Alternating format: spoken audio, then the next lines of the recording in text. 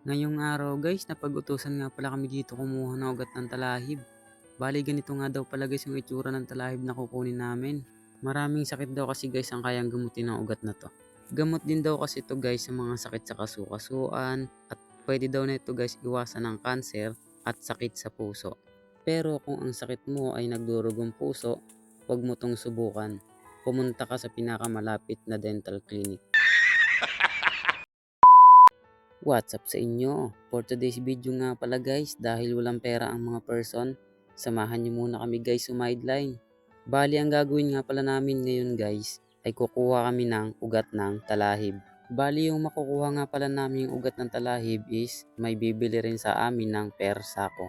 Kaya bago kami umalis guys, humiram muna kami dito kay Lamatan ng Halabas.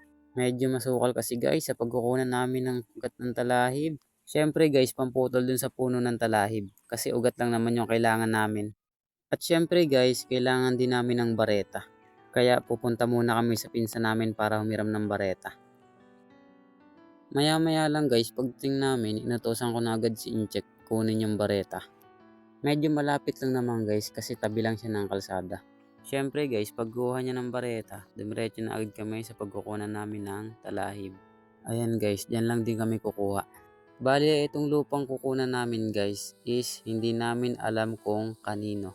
Kaya ang plano namin guys pag may nakakita sa amin is magpanggap ng nanggagagamba. Nice.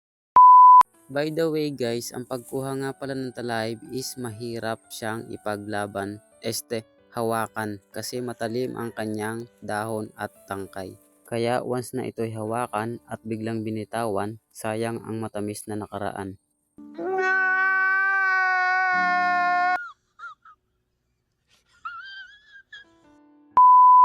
At ayun nga guys, dahil tapos na kami kumuha ng ugat ng talahib at isinalin ko na nga pala ito lahat sa may lalagyan ng Bargas PM.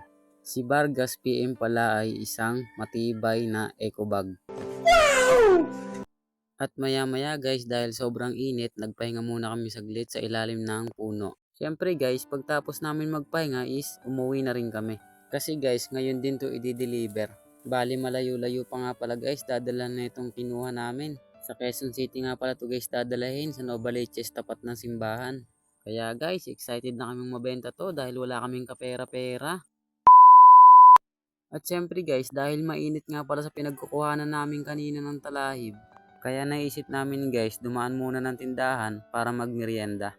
Kaya yan guys, tamang bili lang kami dito ng soft drinks.